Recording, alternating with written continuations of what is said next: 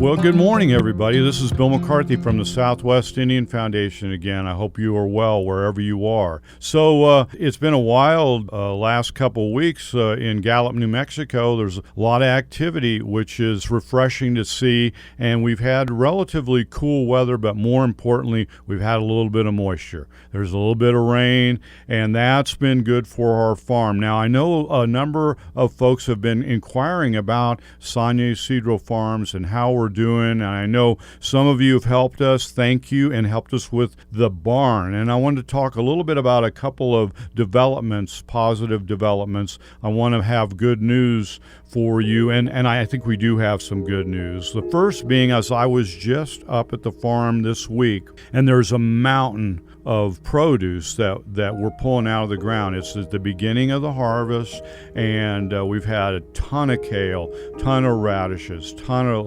lettuce. Fortunately, we have a good workforce because we have our interns with the college students. I think they're having a very good experience, and they're learning a lot about traditional organic farming. So that's the first thing, and we were wondering, well, what are we going to do with all of the produce? Because there's almost too much in our 5-acre irrigated plot. Well, we're hauling it the 30 miles down to Gallup to the food pantry, and the food pantry folks are working with us to deliver the good, solid produce out to the most remote portions of the Navajo reservation, to families that don't have adequate nutritional produce available to them. Many times they can't even purchase food or good food. So this is a feature that we feel pretty good about delivering from our soil to the hands of the needy families that need it most. So that's the first thing. The second thing is that we recently received notification through the State Growers Association, that we're now certified. We can distribute, and we are licensed, and we could, if we chose to, we could also sell produce. So we're working on a farmer's market. We're working on making this available in town, maybe have just putting our shingle out there and selling the produce for much cheaper to poor families than they would have to pay at the local grocery store. So that's the second piece. And the final piece of news that some of you have asked us about is what happened with the barn. As you probably are aware through our catalog, the old barn that was sitting there that we were going to fortify internally with a skeleton to hold it up to preserve the beauty and the original look of the barn. We started that process, and the barn collapsed, and it basically disintegrated.